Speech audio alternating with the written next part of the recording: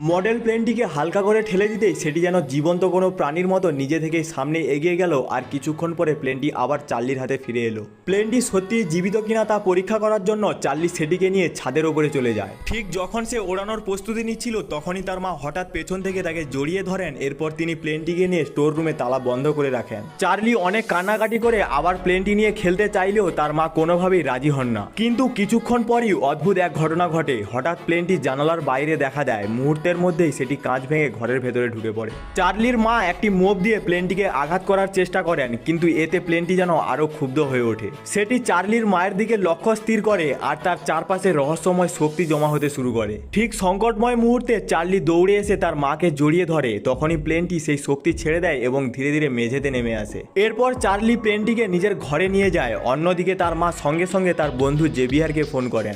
সবকিছু শোনার পর জেভিয়ার গোপনে প্লেনটিকে নিয়ে যায়। বাইরে থেকে প্লেনটিকে একেবারেই সাধারণ মনে হলেও জেভিয়ার এর ভেতরের রহস্য জানতে যায়। কিন্তু পরীক্ষা করে সে আবিষ্কার করে যে প্লেনটির গায়ে অসাধারণ শক্ত এক আবরণ রয়েছে। এমনকি একটি ধারালো ছুরিও এর গায়ে সামান্য আঁচড় পর্যন্ত কাটতে পারে না। বিষয়টি তার কাছে অত্যন্ত রহস্যময় মনে হয়। সে প্লেনটিকে নিজের গবেষণাগারে নিয়ে গিয়ে স্ক্যান করে, কিন্তু আশ্চর্যের বিষয় প্লেনটির ভেতরে কোনো ধরনের ইলেকট্রিক যন্ত্রাংশই পাওয়া যায় না। এরপর জেভিয়ার প্লেনটিকে একটি হাইড্রোলিক প্রেসের নিচে রাখে। কয়েক টন চাপ প্রয়োগ করা হলেও সেটির বিন্দুমাত্র ক্ষতি হয় না। এদিকে চার্লি বুঝতে পারে যে তার প্রিয় প্লেনটি হারিয়ে গেছে। শেষ পর্যন্ত তার মা বাধ্য হয়ে তাকে বলে দেন প্লেনটি কোথায় আছে। সেই রাতে চার্লি গোপনে জেভিয়ারের গবেষণাগারে ঢুকে প্লেনটিকে ফিরিয়ে আনার চেষ্টা করে, কিন্তু জেভিয়ার তাকে দেখে ফেলে এবং সঙ্গে সঙ্গে অ্যালার্ম বাজিয়ে দেয়। ততক্ষণে চার্লি গবেষণাগারের ছাদে পৌঁছে গেছে। সে প্লেনটির ওপর শুয়ে পড়ে এবং সেটির সাহায্যে আকাশে উড়ে যায়। দীর্ঘক্ষণ উড়ে যাওয়ার পর প্লেনটি একটি সিগন্যাল টাওয়ারের মাথায় গিয়ে অবতরণ করে আর দীর্ঘ যাত্রার ক্লান্তিতে চার্লি সেখানে অজ্ঞান হয়ে পড়ে।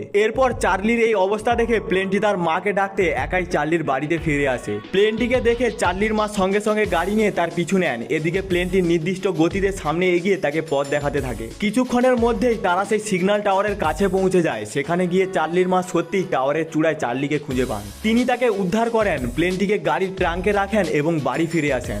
জ্ঞান ফেরার পর চার্লি উপলব্ধি করে যে তার কারণে তার মা ভীষণ চিন্তিত হয়ে পড়েছিলেন, আর এসব ঘটনার মূল কারণ ছিল সেই রহস্যময় প্লেনটি। তাই একদিন সে গোপনে সমুদ্র সৈকতে যায় এবং প্লেনটিকে বালুর নিচে পুঁতে ফেলে। এমনকি কয়েকটি ছোট পাথর দিয়ে একটি ছোট সমাধি ফলকও তৈরি করে। এরপর সে সমাধি ফলকের সামনে দাঁড়িয়ে একটি ইচ্ছা প্রকাশ করে যে সে তার বাবাকে আবার একবার দেখতে যায়। কিছুক্ষণ পর সে আবার বালু খুঁড়ে দেখে যে প্লেনটি আর সেখানে নেই। ঠিক তখনই অলৌকিকভাবে তার মৃত বাবা তার পেছনে এসে দাঁড়ান। তিনি চার্লিকে বলেন তার মায়ের ভালো যত্ন নিতে এবং তাকে আর কখনো অযথা দুশ্চিন্তায় না ফেলতে। এরপর তার বাবা একটি ছোট্ট নৌকায় চড়ে দূরে চলে যান আর ধীরে ধীরে তিনি আকাশের একটি উজ্জ্বল তারায় পরিণত হন এবং সেখান থেকে চিরকাল চার্লির ওপর নজর